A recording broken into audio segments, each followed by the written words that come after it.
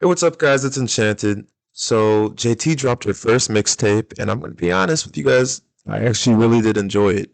So, first off, JT's team has been doing a great job of maximizing JT's potential and cultivating her image. They have JT working, you guys. She's everywhere. She's doing a ton of promo, appearing on talk shows, podcasts, magazine shoots. She's working. And she's starting to develop a very unique concept that I don't really think any other mainstream stars are doing right now, which will definitely make her stick out. I think Doechii may have a similar image when talking about unique concepts, but they really are different. And you can tell that her and her team are taking a lot of time and effort, curating this aura and style, which is really cool to see. It makes you wonder what's coming next, what's a new look. Her team has also been really smart in understanding that working with Nicki Minaj will give her a boost in clout, while also understanding that the gained clout isn't necessarily a forever gift.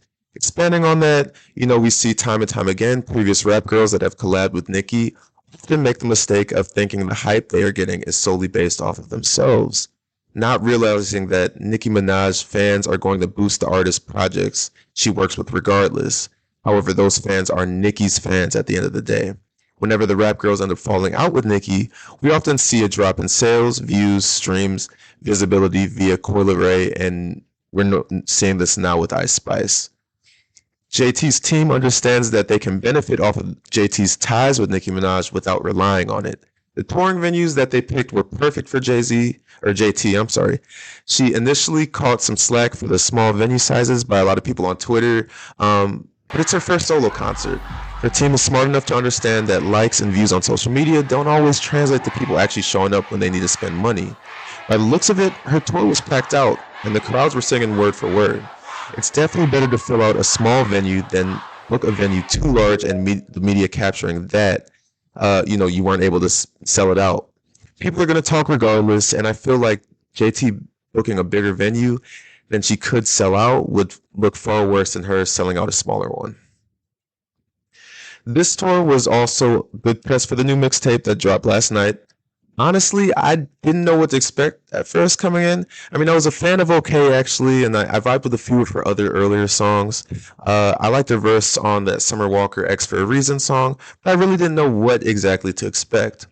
So starting off, the album cover was crazy. When I first saw it on Twitter, I was sending it to all my friends, like, is this good or what?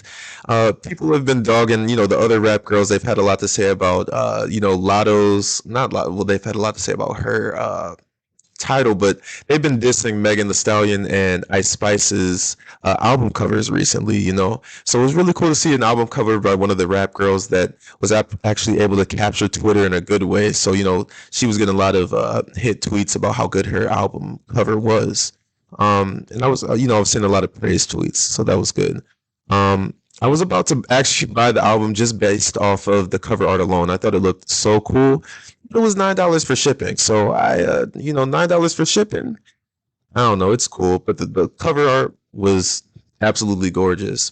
So moving on to the actual project, guys, I actually really enjoyed this project. I love when I see newer artists take the time in making albums that are cohesive. Nowadays, we see artists that tend to move more of a, they tend to be more single based. And that translates with their albums being made up of a bunch of incohesive singles. We have Pink Panthers that voice the opinions of many other newer artists that are products of younger audiences with shorter attention spans. Uh, the result of this means shorter songs and albums, less bridges, and more artists fishing for hits. JT's mixtape, it was really, really cohesive. So I love how chilled and unbothered she is on her songs. Like I think that's one of the drawing points, kind of in a way that kind of reminds me of Sexy Red with how, nonchalant and relaxed she is while rapping. Almost like a conversation. So my favorite songs off the mixtape were Into, or not, were the intro, Star of the Show, JT Coming, and Uncle Al. I mean, the mixtape in general felt like such a throwback and really gave like early 2000s vibes. So the intro was probably the most we've ever seen, the deepest that we've seen JT go, at least from, what I've seen. She talked about her come up, how she was able to level up after her parents were on drugs, how she moved away from her home to make a better, situation for herself. How she still has a lot of trauma, but she has, hope that, she can push through, and her mindset is that of perseverance. And, it allowed her to push through to being one of the top female rappers right now, and she doesn't plan on slowing down anytime soon. Lemon Pepper, we see JT starting to talk her, her ish. She was throwing a lot of shots. She was, mentioning a lot of people low key. So, she had said, "You used to be the ish. Look at that beat flopping now." And I believe she was talking about Cardi B and that. I think she was throwing some shots at her. If you guys don't know about Cardi B and JT, they used to be really cool until a messy fallout over, like, most people assuming Nicki Minaj, JT working with Nicki Minaj and being cool with her now.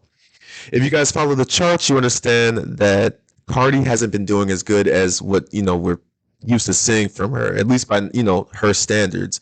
Back in 2018 when she was kind of at her peak, it was hit for hit. Anytime she put something out, it charted for a long time and it charted really high.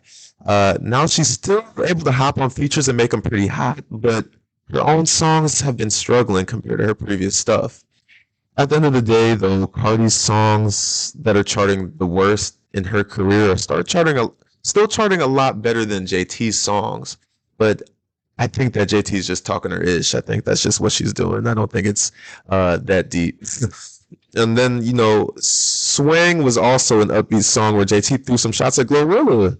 So, she said, "Now I'm hated by a B with a man voice." Everybody knows that, Glorilla kind of has more of that masculine vibe.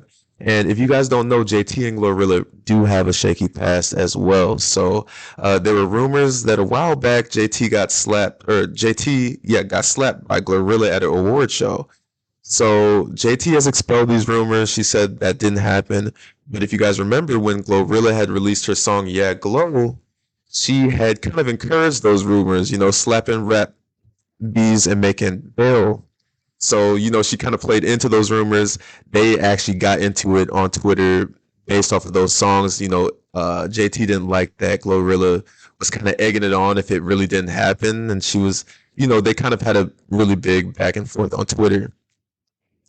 Star of the show started out with JT basically proclaiming herself the next girl up. I actually really did enjoy that. I like when people are cocky when they talk their ish. She did it with, she had mentioned that she did it with Young Miami, and now she plans on making a name for herself solo. From recent events, I think we can all agree that that's a pretty smart move to kind of distance herself from Young Miami for, more reasons than one. I think the obvious choice for her next single would be Uncle Al, though. I know everybody's tired of the samples. They use the old school sample. But at the end of the day, at this point in time, nostalgia is what's selling nowadays. So Uncle Al just kind of reminds me of that cookout, on a really hot day. It's the summertime. I think that's the next single that they should push. I don't know. I think some other choices for some singles would be Lemon Pepper and Servin, which seems to be what's making the most noise as of late.